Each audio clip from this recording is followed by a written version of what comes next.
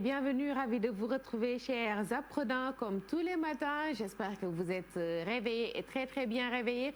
J'espère aussi que vous êtes d'attaque pour entamer une très belle journée, une journée riche en partage, mais aussi une journée radieuse, riche en couleurs. En tout cas, sachez que nous sommes là pour vous accompagner dans la salle des profs de la télévision Futur Média. Une journée que nous souhaitons productive, mais aussi studieuse pour tout le monde. Bienvenue à vous. Bienvenue, docteur Massamba, que je retrouve avec un énorme plaisir chez lui à la maison, grâce à la magie de la technologie. Docteur, bonjour. Oui, bonjour à tous, bonjour à l'ensemble des collègues qui sont en train de nous accompagner dans le cadre de la salle des professeurs. J'espère que vous m'entendez bien. Très bien. Moi, je vous entends donc c'est parfait.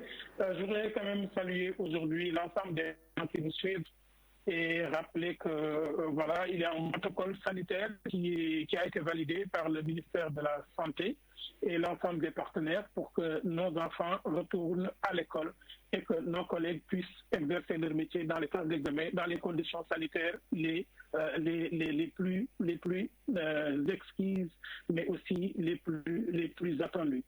Je voudrais lancer un appel pour que l'ensemble des chefs d'établissement, l'ensemble des collègues aient à disposition ce protocole-là et qu'ils le lisent. Et que ce protocole soit affiché dans l'ensemble des classes et que l'ensemble des collègues le disent.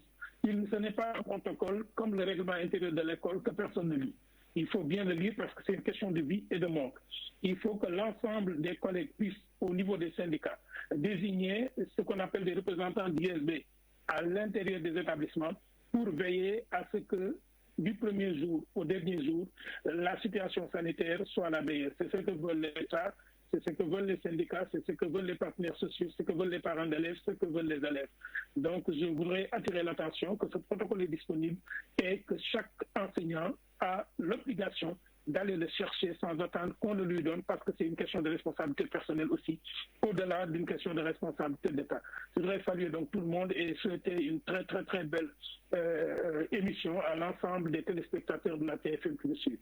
Merci beaucoup, docteur Massamba. Docteur Massamba, que nous retrouvons tous les matins dans la salle des profs chez lui pour nous accompagner pendant 1 heure de temps, parfois même plus. Bienvenue encore une fois à vous, chers apprenants. Nous sommes dans la salle des profs de la télévision Futur Média. Vous le savez sûrement et nous sommes aujourd'hui sur ce plateau avec monsieur Niang. Inspecteur n'est toujours pas là. Sûrement, merci beaucoup, monsieur Niang. Merci d'être là et de nous accompagner. Vous étiez là il y a quelques jours, si je peux dire ainsi, et vous revenez avec plaisir. Absolument, Assou, bonjour à tout le monde. Pour dire que tout simplement que les enseignants sont les soldats du savoir. C'est vrai que les gestes barrières qu'on nous demande de faire, c'est de se laver les mains, de se frotter les mains avec le gel hydroalcoolique. Mais je pense que le premier geste barrière pour les enseignants, c'est de retourner dans les salles, aider nos apprenants qui sont restés à la maison pour qu'ils ne désapprennent pas. Voilà. Merci et bienvenue. Merci beaucoup. Merci. En tout cas, c'est un défi pour tout un chacun. Je pense, docteur Massamba l'a dit tantôt, s'approprier le protocole sanitaire pour protéger d'abord l'enseignant, mais aussi protéger l'enfant, car nous en avons tous besoin. Nous avons besoin d'une certaine quiétude pour pouvoir avancer, car c'est pas très facile avec Corona. Mais comme nous avons l'habitude de le dire dans la salle des profs de la télévision Futur Média, ensemble, Inch'Allah, nous y arriverons. Et nous y arriverons avec ces enseignants qui nous accompagnent. Parmi eux, Monsieur Ndour. Monsieur Ndour, bonjour. Merci d'être là. Bonjour. Merci encore une fois. Vous revenez encore une fois pour les enfants, pour les élèves qui sont à l'école primaire. C'est tout un plaisir pour nous de vous recevoir. À vous le tableau pour démarrer. Et ce matin, nous verrons une leçon de vocabulaire d'abord. Et pour finir, nous verrons une leçon de résolution de problèmes. Voilà, mais vous me permettrez de saluer Monsieur Massamba Gueye. Et vraiment la bonne nouvelle qu'il nous apporte. Parce que nous n'avons qu'une seule envie, c'est de retourner dans les salles. Les salles vous manquent? Les élèves aussi? Absolument. La craie? Absolument. L'ambiance de la classe? C'est notre domaine. C'est votre univers. C'est notre univers, c'est notre milieu naturel. Vous nous sortez de là, on vivote, on ne vit plus. Voilà. Les enseignants, c'est dans l'école. Ce sera pour bientôt, Inch'Allah. Et très bon courage à tout ce que Dieu nous préserve. Merci beaucoup. Je vais en profiter moi aussi pour mon confinement. Et aujourd'hui, je partirai avec mon livre. Alors, je vais commencer par prendre le gel, voilà. je viens de me débarrasser de mon masque pour pouvoir vous parler un peu plus librement, n'est-ce pas? Voilà. Beaucoup plus aisément. Voilà. Et le gel pour me frotter les mains. Alors ça, tout le monde doit le faire, hein? À la maison, partout, voilà. À l'école également, on va le faire, ok?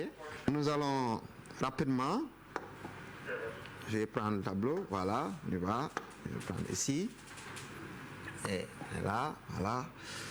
Alors, je vais prendre le tableau, je crois que voilà, bien. Alors, nous allons faire, chers élèves, une leçon de vocabulaire. Alors, le professeur, pardon, l'inspecteur Damsek, l'autre jour, l'a brossé. Mais il a juste brossé. Nous allons faire une leçon, carrément, ok? Voilà. Alors, le texte est là, je vais vous le lire, voilà. C'est 3 phrases en vérité, ok? Alors, pour des raisons d'analyse, j'ai fait numéroter 1, 2 et 3 pour que ça soit clair, d'accord, hein? Voilà. Première phrase. Le bâtiment qui est au cœur de l'hôpital accueille les patients qui ont mal au cœur. Deuxième. Papa marche pour se rendre au travail. Pourtant, sa voiture marche. Troisième, maman est un cordon bleu. Dans la cuisine, elle attache bien ses chaussures avec un cordon bleu. Alors, nous allons revenir à la première phrase. Et vous constaterez certainement qu'il y a une répétition, un mot répété. C'est lequel? Atia, Abdou, très bien, c'est cœur. On a ici, oui, cœur. Je vais mettre ça, je vais prendre la couleur. On a ici, oui, cœur. Et là, on a, oui, cœur. Très bien. Voilà. Maintenant, quand on dit cœur, pour nous, cœur, c'est quoi? Oui, qui va nous dire, oui, Hassan, oui, cœur, c'est ici. C'est l'organe qui est là, qu'on appelle cœur. D'accord? Très bien. Alors, quand on dit le bâtiment qui est au cœur de l'hôpital accueille les patients qui ont mal au cœur. Prenons le premier cœur. S'agit-il du cœur que nous avons là? Est-ce que le bâtiment qui est au cœur, est-ce que l'hôpital a un cœur? Non, pas du tout, certainement. Oui, Hassan, tu as parfaitement raison. Alors, ici, cœur, signifie-t-il cœur, organe comme ça? Non, du tout. Oui, ça signifie le centre. Très bien, très bien, tu as parfaitement raison. Alors, continuons. Les patients qui ont mal au cœur, est-ce que ce cœur-là signifie organe? Oui, Aram? Tout à fait, ça signifie organe. Donc, parmi ces deux, il y en a un qui a été utilisé pour son sens premier, son sens courant, son sens concret. C'est lequel? Très bien, c'est le deuxième cœur. Alors voilà, ce cœur-là, puisqu'il est utilisé dans son sens premier, son sens courant, son sens concret, ce cœur-là est au sens propre. Très bien, sens propre. Et l'autre qu'on a utilisé juste par image, alors on l'appelle sens figuré. Alors si on reprend, ici on est au sens figuré et ici on est au sens, oui, propre. Très bien. Alors pensons à la deuxième phrase. Là aussi, il me semble qu'il y a quelque chose qui est répété, bien sûr, un mot. Lequel? Voilà, madame, très bien, c'est marche. Aussi, oui, marche ici. Très bien. Alors, on va voir. Papa marche pour se rendre au travail. Oui, papa marche pour se rendre au travail. Pourtant, sa voiture marche. Alors, on marche avec quoi? Avec les pieds, bien sûr. Se déplace comme ça, avec les pieds. Très bien. Alors, parmi ces deux marches, lequel est utilisé au sens propre? Très bien, Mohamed. C'est le premier, oui, sens propre. Bien, oui. Voilà. Parce que là, papa marche, bien sûr. Le deuxième est au sens, oui, figuré. Très bien. Parce que quand on dit la voiture marche, ça veut dire la voiture seulement fonctionne. Mais on ne parle pas de marcher avec des pieds comme ça. Très bien. Donc là, on est au sens, oui, figuré. Très bien. Alors, la dernière phrase. Et là, on va voir maintenant où est-ce qu'on a sens propre et sens figuré? Alors, maman est un cordon bleu. Dans la cuisine, elle attache bien ses chaussures avec un cordon bleu. Alors, qu'est-ce qui est répété? Très bien.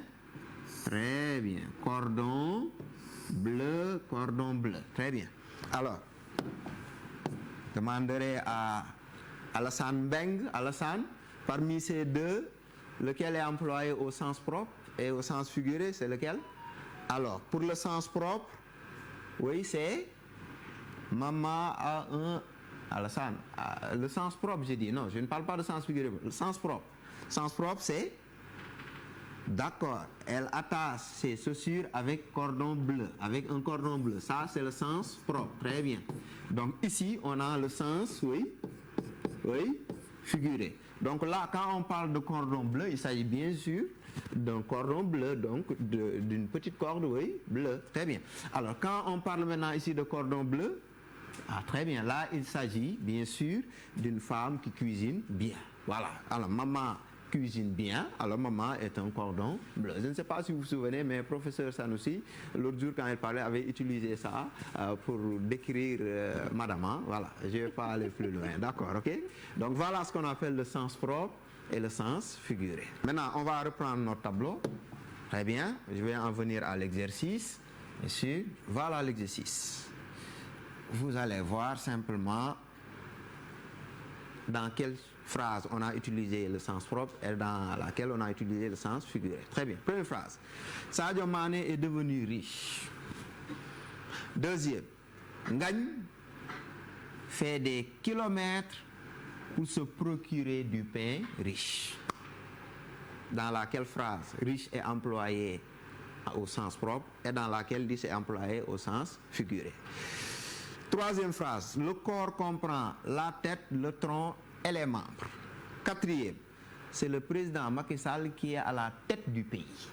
Vous allez voir dans laquelle phrase on a utilisé tête au sens propre et tête au sens figuré. Cinquième, le directeur discute avec son bras droit dans son bureau. Sixième, le directeur porte une belle montre en or à son bras droit.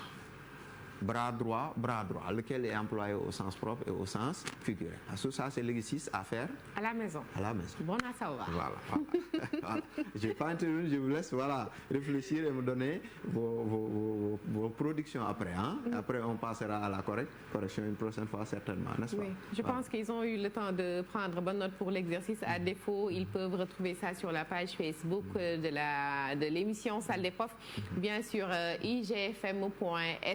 Et c'est une application par rapport au cours du jour sur le sens figuré, le sens propre d'un mot. Merci beaucoup. Je pense que nous allons attaquer la deuxième partie, la correction des exercices de la dernière fois. J'espère qu'ils ont eu le temps de le faire. Ouais, j'espère bien. On verra. J'espère bien. Bien. Alors, on va...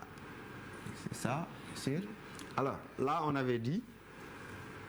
Venu d'un pays étranger à bord d'un avion de ligne de vitesse moyenne 820 km/h, ton cousin a payé son ticket à 700 000 francs et a fait 3h45 minutes de vol.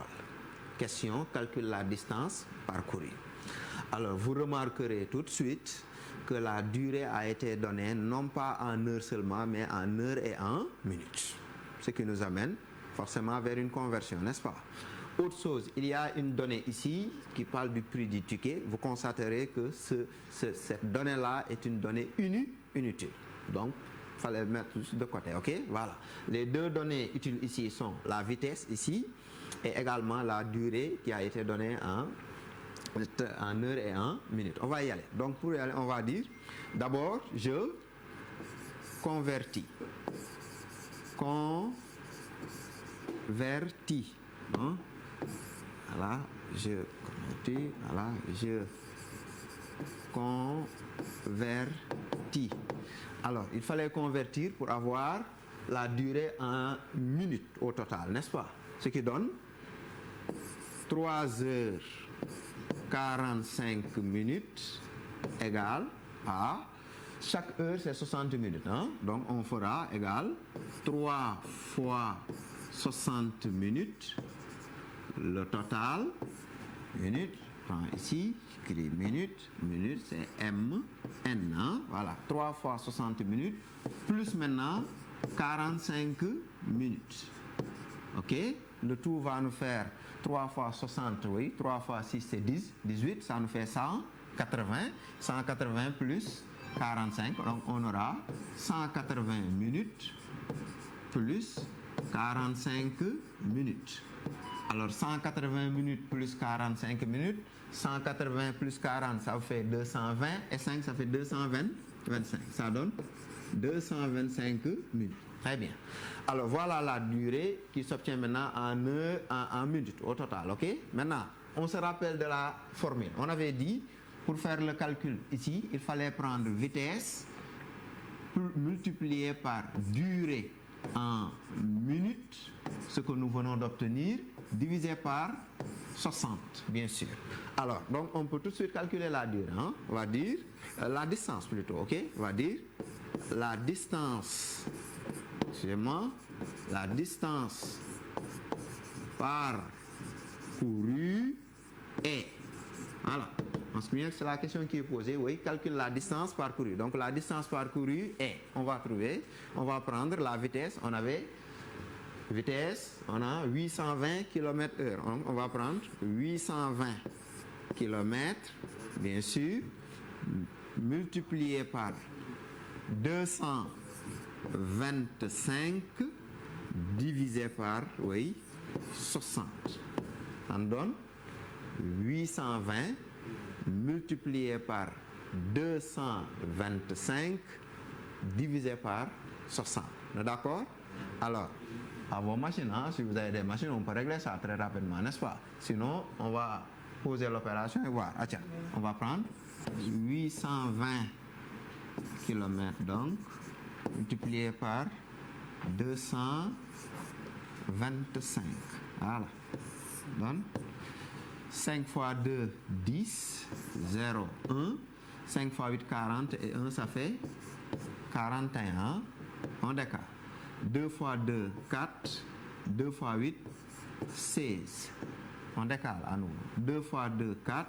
2 fois 8, oui, 16. N'est-ce pas? Alors, on fait la somme.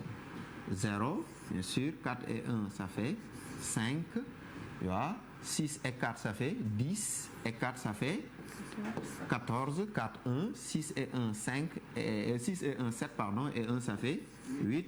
Et voilà, le 1. On abaisse le 0. Ce qui nous fait déjà ce résultat. Oui. 184 500 km. Que nous allons devoir diviser par 60. N'est-ce pas? On peut simplifier déjà. Le 0 là, on peut simplifier. Alors, on va diviser par 6. 18, combien de fois 6? 3 fois. 3 fois 6, 18. Au lieu de 18, il reste 0. 4, combien de fois 6? 0 fois. Naturellement, il reste 4. 5. 45, donc, combien de fois 6? 7 fois. 7 fois 6, 42. 42, au lieu de 45, il reste 3. 30, combien de fois 6? Oui, 5. 5 fois 6, 30, au lieu de 30, il reste 0. On se retrouve avec 3075, oui, kilomètres. Résultat, alors, c'est 3075, oui, kilomètres. Alors, si vous l'avez fait comme ça, chers élèves, ça veut dire que vous avez bien résolu l'exercice. C'est que vous savez maintenant calculer la distance parcourue par la vitesse et la durée en heures et en minutes. Vous ferez la même chose si la durée était donnée seulement en minutes, vous appliquerez la même formule, n'est-ce pas? Voilà, je pense qu'ils m'ont compris, je pense. Ils ont très bien compris, je pense. Ou bien, à défaut, ils ont pu prendre bonne note, ou bien demander à papa, ou bien à maman, ou bien à la grande sœur, ou au grand frère, mais je pense que c'est bien clair, la résolution de problèmes, mais aussi le cours sur le sens propre et le sens figuré. Je pense que c'est bien noté pour eux. Merci beaucoup. Je dirais à Mohamed, mon petit Mohamed, là, qu'il ne laissait pas, parce que lui, il a 3 ans, 4 ans maintenant, il dit restez chez vous. Je dis mais restez chez vous, mais Mohamed ne cherche pas à résoudre ça. Il faut rester à la maison, cher petit, il faudra va éviter de sortir pour se protéger, mais aussi protéger les parents, les personnes âgées qui sont à la maison. C'est aussi de notre responsabilité. Certes, nous sommes jeunes, mais nous avons l'obligation de protéger tout ce beau monde qui nous entoure et qui font notre fierté. En tout cas, restons à la maison, protégeons-nous, respectons les gestes barrières. Je pense que c'est très, très important. Vous aussi, à la maison, chers apprenants, chers petits, n'oubliez pas de revoir l'exercice laissé par M. Ndour, l'application, et aussi de retenir la différence entre le sens propre et le sens figuré d'un mot pour essayer de faire un petit résumé, une petite synthèse. Je pense, sous le contrôle de M. Ndour, le sens propre, c'est le sens premier, c'est le sens concret, c'est le sens courant du mot, et le sens propre, c'est quand le mot est utilisé avec l'image. C'est le sens figuré, c'est bien ça. Merci beaucoup. Merci beaucoup, M. Ndour. Merci à vous, chers apprenants. Maintenant, nous quittons l'école primaire pour aller au collège. C'est pour recevoir M. Mangan. Après l'Allemagne, après l'impérialisme japonais, après les systèmes économiques, aujourd'hui, nous allons voir un autre cours, mais cette fois-ci autour de l'éducation civique. Effectivement. Maintenant, c'est plus instruction civique. Ah non, c'est parce que l'instruction est trop militaire, bon, des ordres à donner. Alors que l'éducation, c'est participatif, l'élève est remis dans son milieu naturel. Voilà, donc, et nous, maintenant, on ne donne pas des connaissances, on construit des connaissances avec nos élèves maintenant. Voilà. Donc c'est pourquoi on a un peu changé pour parler de l'éducation qui est plus vaste que de l'instruction. D'accord. Voilà, c'est open en fait. Ouais, c'est ça. C'est un moment de partage comme tout le temps d'ailleurs dans les classes. Parce que comme on l'a dit, hein, nos enfants maintenant sont, je crois, plus intelligents que nous. Ils sont très ouverts sur le monde. Voilà, et il faut les accompagner simplement. Voilà. Donc on est revenu pour parler maintenant cette fois-ci de maladies. Mais comment lutter contre les maladies? Pas des maladies, mais comme on a dit Dan Corona, ici c'est Dan paludisme et Dan Sida. Donc on va voir... Dan Corona avec le fameux gel. Voilà, avec le fameux gel, voilà, justement. Et là, je crois que c'est un des gestes qui permet de faire le galgal à Corona. Voilà. Et j'espère que le galgal ira jusqu'au bout. Ah oui, c'est ça, c'est ça. Jusqu'à la dernière photo. Voilà. Maintenant, c'est la leçon 8 du programme de 3e en éducation civique, où on étudie la lutte contre le paludisme et le sida, les objectifs, les structures que l'État a mis en place et les résultats que nous avons obtenus et les perspectives, c'est-à-dire les politiques à mettre pour l'avenir. Alors, ça, vous comprenez que la santé, c'est une préoccupation. C'est une préoccupation pour l'ensemble des sociétés organisées. Le Sénégal en fait partie. Et le Sénégal est en face de deux fléaux, le paludisme et le sida, qui continuent de faire des dégâts, même si le corona s'est invité sans qu'on lui ait demandé de venir. Alors, pour la lutte contre le paludisme, il faut comprendre que le paludisme est la première cause de mortalité, mais surtout de morbidité, parce que le Sénégal est un pays tropical, un pays à climat chaud, qui favorise la prolifération des moustiques, qui est le vecteur principal du paludisme. C'est la raison pour laquelle on constate que, par exemple, en 2017, on a enregistré près de 350 000 cas de paludisme au Sénégal. Et la population, la couche vulnérable, c'est les enfants. Parce que 53 000 enfants de moins de 5 ans et les femmes enceintes. Parce que quand une femme enceinte est malade, il faut comprendre que c'est deux êtres qui sont malades. Vous voyez, la femme en tant que telle, mais également le bébé qu'il porte dans son monde. Et c'est la raison pour laquelle c'est toute la politique de lutte contre le paludisme cherche à l'éradiquer. Surtout qu'il nous a fait 284 décès en 2017. Nous sommes avec le coronavirus depuis quelque temps, mais à ce rythme, je crois que nous avons pratiquement moins de 1 mort par jour. Et alhamdoulilah, nous sommes heureux. Nous sommes heureux compte tenu des résultats que nous avons ailleurs. Cette situation donc pousse le gouvernement à adopter des politiques. Ces politiques, c'est de lutter contre le paludisme en vue de faire reculer ou d'éradiquer le paludisme. Parce que c'est ça l'objectif final. éradiquer, faire disparaître le paludisme, comme on a fait disparaître d'autres maladies. D'autres maladies également ont disparu au Sénégal. Voyez. Et cet objectif est pris en charge par le programme national de lutte contre le paludisme, qu'on abrège par PNLP, dont les activités sont intégrées dans le programme national de développement sanitaire et le programme de développement intégré de la santé. Ce projet est soutenu par nos partenaires, l'OMS qui est à l'ordre du jour, l'UNICEF parce qu'il y a l'enfant qui est en risque et qui sont des institutions spécialisées de l'ONU. Les résultats que nous avons obtenus sont vraiment encourageants parce qu'avec la mobilisation des agents de santé, les ONG, les organisations non gouvernementales, les OCB, organisations communautaires de base, les ASC, les GPF, vous voyez, on a mis en contribution l'ensemble de cette dynamique organisationnelle du Sénégal pour lutter contre le paludisme et qui nous a donné des résultats satisfaisants.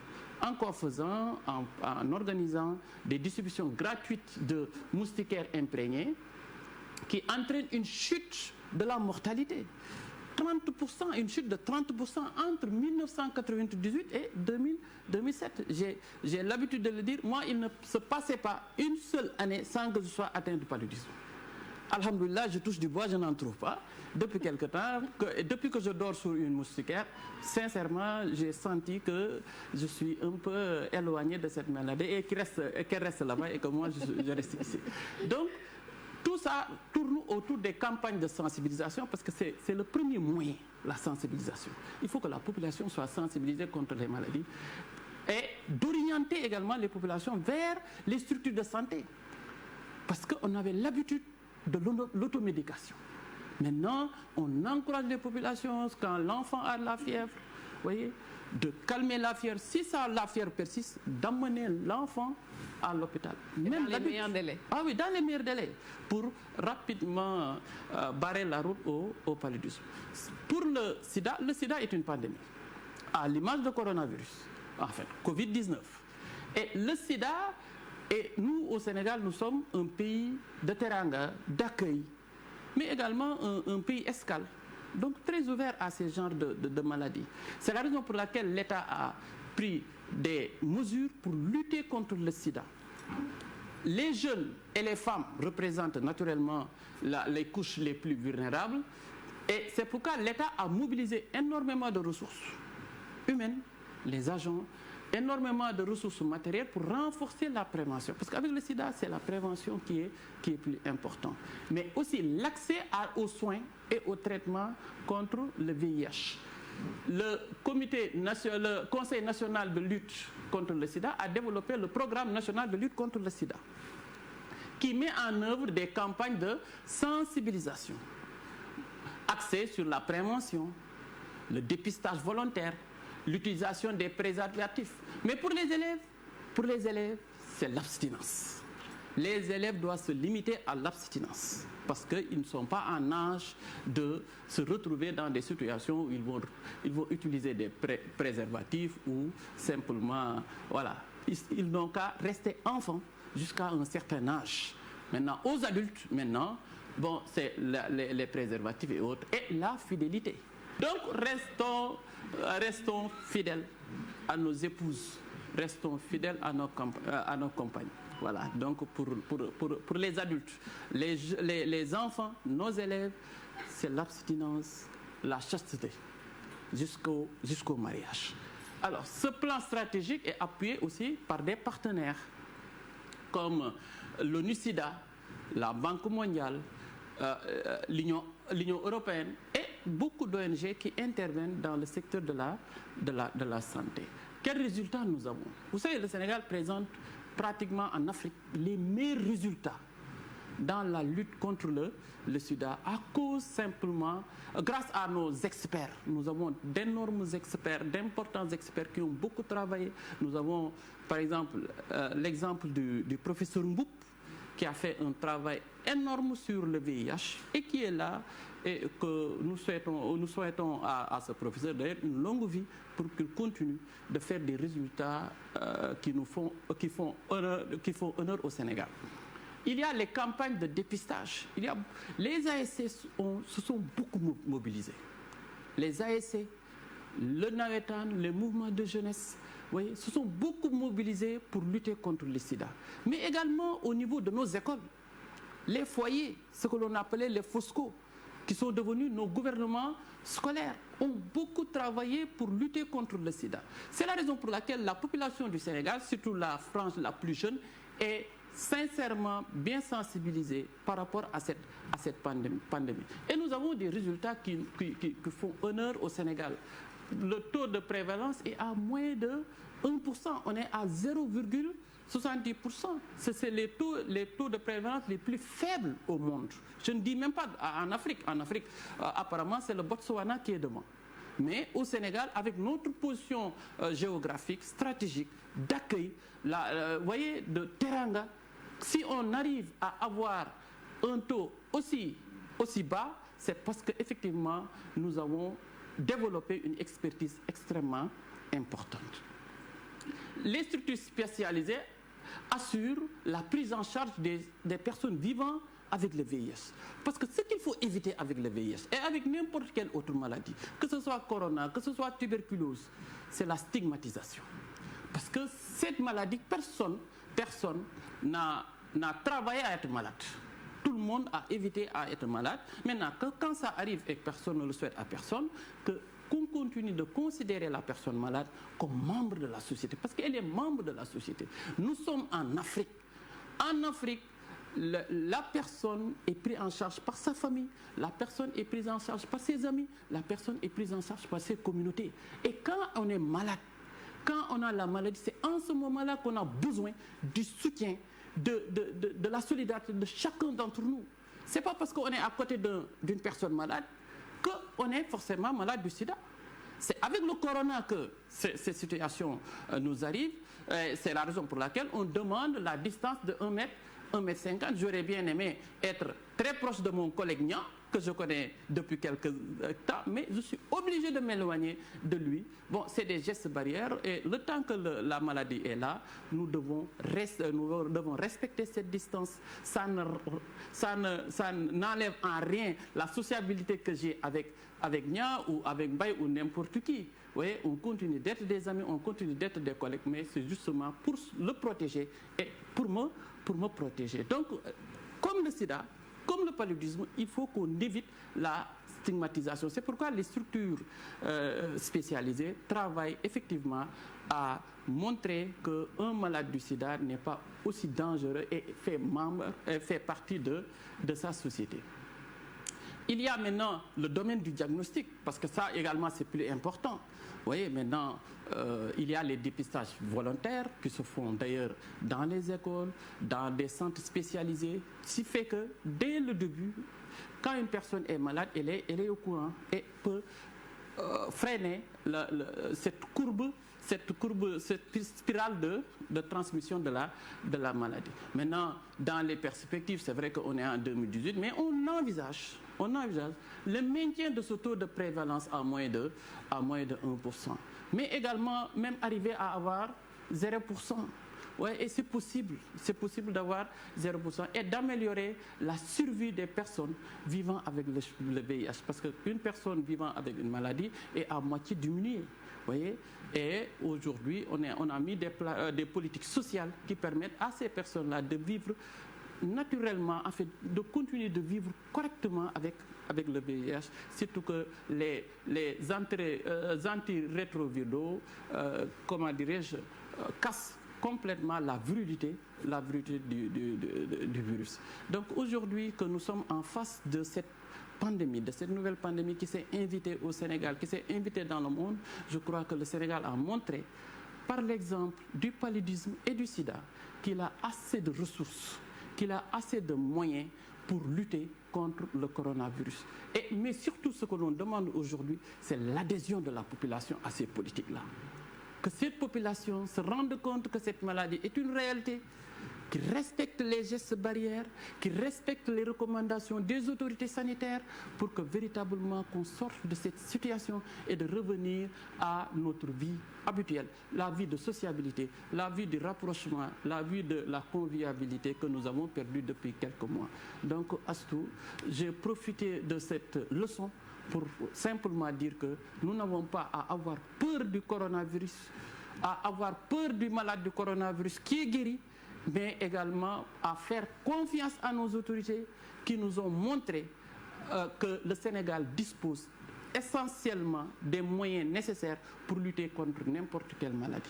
Voilà, merci beaucoup Monsieur Mangane pour ce cours d'éducation citoyenne. Je dois bien répéter ça, c'est éducation civique. Éducation civique, merci beaucoup. Et dans l'éducation civique, on va apprendre la citoyenneté. La citoyenneté, voilà. Merci beaucoup. C'est bon à savoir, vous l'avez dit tantôt, moi tout mais pas beddi. C'est toujours un plaisir de vous recevoir dans la salle des profs de la télévision Futur Média, préciser que je dirais pas que c'est la deuxième fois, il est revenu plusieurs fois. Nous avions vu avec lui un cours sur l'Allemagne, sur l'impérialisme japonais, sur les systèmes économiques, et aujourd'hui encore, nous le recevons avec un énorme plaisir. Merci beaucoup et nous restons avec la santé pour retrouver Monsieur Niang. Monsieur Niang aussi était là la dernière fois et c'était sur la reproduction des mammifères, et aujourd'hui, nous essayons de voir la suite des miracles de la reproduction. Monsieur Niang, à vous de le tableau. Effectivement, comme la dernière fois, comme j'ai reçu les représailles de Dr Massamba qui disait que si je ne reviens pas, il risquerait d'amener la police pour revenir. Pour aller vous cueillir. Voilà, et aujourd'hui je suis là pour vous présenter donc la suite de la leçon sur les différentes étapes donc, de la, les différentes étapes de la fécondation chez les mammifères. Aujourd'hui, nous allons parler de la deuxième partie qui est tout simplement la rencontre des gamètes. Et la rencontre des gamètes, c'est tout simplement la rencontre du spermatozoïde et de l'ovocyte. Je vous propose ce schéma-là. Voilà. Les spermatozoïdes ont franchi une distance qu'on peut, par exemple, dire qui est égale à peu près la distance entre la Terre et la Lune. C'est pourquoi ils ont beaucoup souffert. Et au bout du compte, quand même, les spermatozoïdes les plus frénétiques, les plus vigoureux, ont finalement atteint l'ovocyte. Et au niveau de l'ovocyte, au voisinage de l'ovocyte, on verra que les cellules folliculaires vont agglutiner les spermatozoïdes en s'écartant et laissant des passages entre elles pour que le spermatozoïde arrive au niveau de la zone pellucide. Et voilà donc la zone pellucide. Vous voyez, un spermatozoïde donc s'approche et à partir de là, regardez bien, vous avez un spermatozoïde qui s'est fixé sur la zone pellucide. Mais cette fixation ne se fait pas n'importe comment. Parce que tout simplement, sur la membrane de l'ovocyte, existent des récepteurs protéiques qui ne reconnaissent que les spermatozoïdes de la même espèce. Et heureusement pour l'humanité. Parce que vous n'êtes pas censé savoir que dans ce monde-là, il y a ce qu'on appelle la zoophilie. Il y a des humains qui s'accouplent avec des animaux et vice-versa. Si les spermatozoïdes des hommes arrivaient à féconder l'ovocyte d'un animal, on aurait créé des monstres. Heureusement pour l'humanité, il y a des récepteurs qui ne reconnaissent que les spermatozoïdes de la même espèce. Donc, ces récepteurs-là, au niveau de l'ovocyte, sont des récepteurs protéiques, alors que sur la membrane du spermatozoïde, il y a ce qu'on appelle des glycoprotéines qui reconnaissent aussi ces récepteurs. C'est comme une clé qui reconnaît donc une serrure. Si vous n'amenez pas la clé là, vous ne pouvez pas ouvrir la serrure. Et maintenant, si le spermatozoïde se fixe sur la zone pellucide, sa membrane se déchire, de même que la membrane de l'acrosome. Ces deux membranes vont fusionner avec la membrane de l'ovocyte. Et pour créer ce qu'on appelle un type acrosomial. Et si vous vous rappelez bien, on avait parlé de l'acrosome qui contient des enzymes. Et en ce moment-là, ces enzymes vont emprunter le type pour venir dégrader les fragments de membrane de l'ovocyte, donc que ces enzymes rencontrent. Et en ce moment, vous voyez, le noyau de l'ovocyte va suivre pour pénétrer dans le cytoplasme ovocytaire, suivi de ce qu'on appelle son centriole proximal. Vous voyez, c'est extraordinaire. Le spermatozoïde sait que pour arriver au fond, il doit utiliser les enzymes de l'acrosome. Et voilà ce qu'on appelle donc la phase de rencontre. Et la troisième phase, on va parler de la phase de pénétration. Cette phase de pénétration, c'est très simple.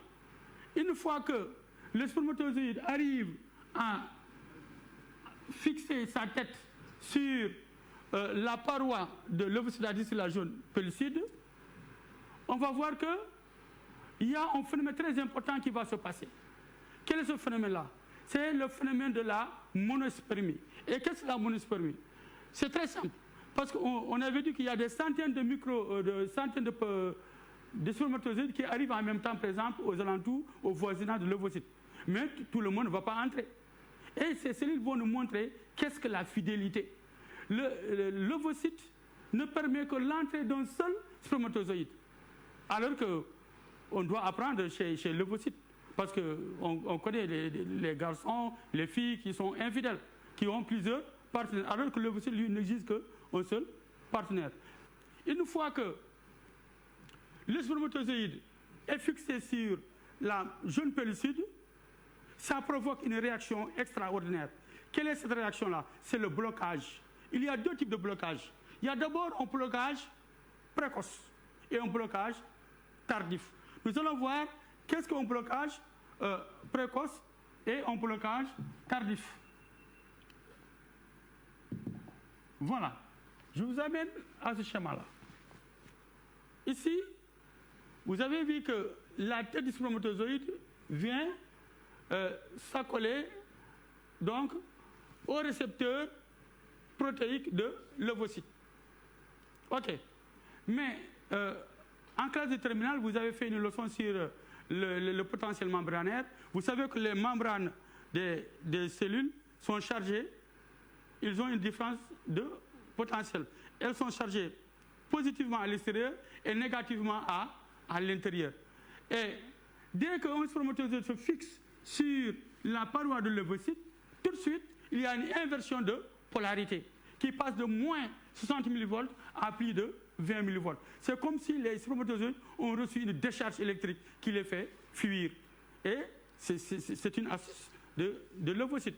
En attendant que les spermatozoïdes, parce que ce blocage précoce n'est que passager. Parce que après, la membrane va retrouver ce qu'on appelle sa polarité. Avant que la membrane retrouve sa polarité, regardez bien. À l'intérieur, il y a les granules corticaux. Ces granules corticaux vont, par exocytose, déverser les enzymes qui vont sortir à la surface. Et une fois à la surface, ces enzymes vont détruire les autres récepteurs aux spermatozoïdes. Ça veut dire que les autres spermatozoïdes, même s'ils reviennent, ils n'ont plus la possibilité de se fixer sur la paroi de l'ovocyte. Et il se crée une membrane très solide qu'on appelle la membrane de fécondation. Et aucun spermatozoïde donc n'a pas possibilité de se fixer. Et là, les autres vont abdiquer. Et voilà une autre leçon, c'est la démocratie. Nous sommes des centaines de millions au départ, et finalement, c'est un seul qui est l'heureux élu. Et ça, c'est une démocratie que nous devons respecter. Et c'est au plus résistant. Et oui, c'est le plus résistant en général. Okay? Voilà encore, les gamètes nous ont montré une belle leçon de démocratie. Ils nous ont montré une leçon de persévérance, une leçon de fidélité, et voilà une autre leçon donc, de solidarité. Et ça, donc, c'était la troisième étape. Maintenant, la quatrième étape, qui n'est pas la moindre, c'est tout simplement l'étape de la fusion des gamètes. C'est la fusion des gamètes. Une fois que le spermatozoïde est entré, et en ce moment-là, regardez bien, nous avons toujours l'existence d'un premier globule polaire. Et tout de suite, le noyau de l'ovocyte, qui était dans un mouvement passif, fait ce qu'on appelle un réveil physiologique. Et il va continuer sa deuxième division de méiose. Et là, le noyau du spermatozoïde gonfle, de même que le noyau de l'ovocyte aussi va gonfler. Et là, l'ovocyte, donc, est devenu ce qu'on appelle un ovocyte. Les deux noyaux se dirigent l'un vers l'autre et ils vont fusionner pour former ce qu'on appelle un zygote. Et ce zygote-là, c'est la cellule qui est le point de départ d'un autre individu. Et si vous vous rappelez bien, j'ai dit tout à l'heure que le centriole proximal qui était entré avec l'ovocyte donc, va déclencher donc, les prochaines divisions de l'ovocyte qui va donc, continuer donc, à descendre vers la cavité utérine où va commencer ce qu'on appelle tout simplement la grossesse. Voilà en gros, à sous, les différentes étapes de la fécondation, à savoir la migration du spermatozoïde, la rencontre des gamètes, la pénétration du noyau du spermatozoïde dans le cytoplasme ovocytaire et enfin la karyogamie ou bien la fusion donc, des noyaux, qui est le point de départ. Donc, ces 4 grandes étapes que l'élève doit maîtriser et être en mesure d'expliquer, étape par étape. Absolument, absolument. Merci beaucoup, M. Niang. Merci voilà, beaucoup. Pour moi. Nous avons retenu la leçon, c'était la reproduction des mammifères, mais nous avons aussi appris que dans la vie, il faut être persévérant, résistant, fidèle. Nous retrouvons pratiquement les valeurs... Et démocrate, le 4e. Ouais. Nous retrouvons pratiquement le sens de la vie, de façon générale. Oui, absolument. Merci beaucoup. Merci beaucoup, M. Niang. C'est un plaisir de vous recevoir et j'espère vous revoir bientôt, toujours dans la salle des profs de la télévision Futurs Médias. Volontiers. Merci beaucoup. Merci beaucoup. En tout cas, merci pour tout. Vous allez reprendre votre place. Maintenant, nous allons essayer, de notre côté, de reprendre Dr Massamba. Dr Massamba, bonjour. Oui, bonjour à tous. Je voudrais quand même féliciter nos 3 collègues et me féliciter surtout de la capacité pour un élève de l'école primaire de comprendre très tôt que les mots, comme le disait l'inspecteur tout au début, peuvent avoir des sens multiples et que le sens propre et le sens figuré, ce sont des choses à maîtriser. Sinon, on aura des quiproquos dans la communication, même dans la communication sociale. Donc, je voudrais remercier Mohamed Nour, notre collègue, de la qualité de sa prestation, mais surtout de la clarté de son tableau et de la démarche pédagogique extrêmement, extrêmement efficace. J'attends avec plaisir son prochain cours de mathématiques. Mais aussi rappeler toute cette paisible transmission de mon frère Hassan Mangane qui vraiment a montré que la lutte contre la pandémie au Sénégal ne commence pas aujourd'hui et cette leçon d'instruction d'éducation ou bien d'instruction civique, je ne sais plus ce qu'on dit maintenant, c'est une leçon extrêmement importante pour montrer la qualité de notre système sanitaire au Sénégal, mais surtout comment, par ces programmes-là, on arrive à maîtriser les pandémies. Merci pour cette actualité. Mais je retiens surtout cette belle phrase de notre collègue Niang. Je pense qu'il n'est pas comme les phalènes qui sont très fatigués à certaines heures, qui explique dans son cours que voilà, la féminité, c'est un don. Mais ce don de féminité n'est pas juste un don, c'est aussi une élévation de l'être à un rang supérieur. Cette validation scientifique d'une démarche culturelle en Afrique est quelque chose que je salue. Cela montre que c'est un grand pédagogue, mais un pédagogue aussi qui sait partir de son cours pour donner des leçons de vie. Et pour moi, les sciences de la vie de la Terre, c'est aussi des capacitations à donner à nos élèves pour qu'ils puissent comprendre que l'organisme est un don et que ce don-là, il ne faut pas y mettre de la drogue, il ne faut pas y mettre de l'alcool, il ne faut pas y mettre des produits nocifs, parce que ce qui nous a montré aujourd'hui, c'est que cela se tient et que chaque organe mérite d'être sain au moment où la fécondation se passe. Je voudrais donc vous saluer et rappeler à nos collègues d'être très, très pointueux au retour des classes sur le code sanitaire et exiger des chefs d'établissement et de l'ensemble des partenaires que le protocole soit respecté pour notre bien-être et le bien-être de nos élèves. Merci à vous tous. Merci beaucoup, docteur Massamba. C'est toujours un plaisir de vous avoir, d'être avec vous dans la salle des profs de la télévision Futur Média. Merci aussi à vous, chers apprenants. Merci à l'équipe technique et aussi. N'oubliez pas votre livre de la semaine. Nous avons, nous, de notre côté, notre livre de la semaine. Et je pense que ça illustre bien ce que vient de dire docteur Massamba, ce que vient de dire monsieur Niang. C'est un symbole de persévérance, de fidélité, de résistance, mais aussi de démocratie. Ce beau livre d'Amadou Ampa Teba sur la vie et l'enseignement de Thierno Boka, une façon pour lui de rendre hommage à son maître. Fidélité, fidélité, fidélité. Merci beaucoup à vous, chers apprenants, pour votre fidélité. Rendez-vous demain. Ensemble, Inch'Allah, nous y arriverons. Merci beaucoup.